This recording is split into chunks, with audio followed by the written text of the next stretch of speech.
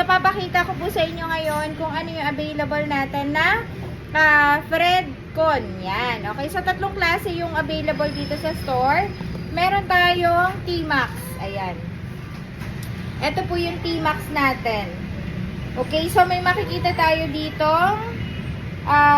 Ayan, so may nakalagay itong, so pwede siya sa 6 na riders, 6 na person, po pwede siya. Tapos water resistant na siya, universal pairing, music sharing, built-in FM radio. Ayan, tapos 250 to 1,000 meter range yung kaya ni T-Max. Okay?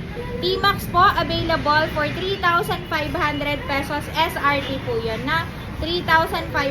Pwede nyo itong isama sa mga gustong mag-installment. Ayan ha. Okay, T-Max. Tapos, available din po sa atin yung ating K-Pro. Yan, K-Pro. Okay, sabihin ko din sa inyo yung specs niya. Okay, so ang K-Pro naman po, okay, 6 rider intercom, water resistant, universal, pairing din siya, tapos music sharing, built-in radio, 250 to 1,000 meter range. So, halos kapareho lang din po siya ni T-Max. Magkaiba lang po sila ng itsura. Ayan.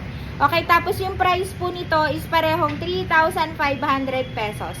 Magkaiba lang yung kanyang itsura. Okay?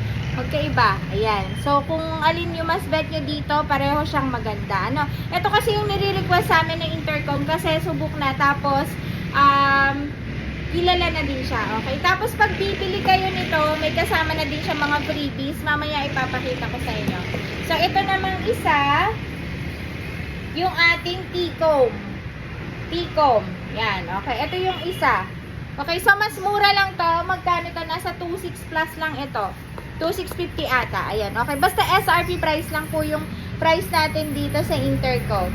Okay. So, ang specs naman nito ay okay. So, eto naman, kaya mas mura siya, si T-comb. Okay. Kung kayo couple rider lang, mahilig kayong mag-rides, available to o pwede to sa dalawang rider. Okay. So, kung couple kayo, pwede siya sa dalawang rider. Tapos, syempre, water resistant na din siya.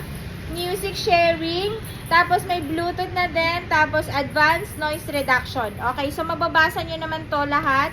And meron na din po siyang manual sa loob. Ano kapag po bibili kayo nito?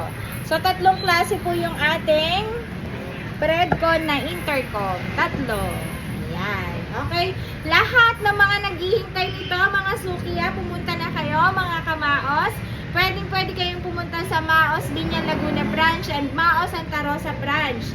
Kung saan kayo mas malapit. Ayan. So, kung kukuha kayo ng helmet, tawag dito, gusto nyo isabay to, pwede na. Meron na kayong makukuha dito sa atin sa store. Ano?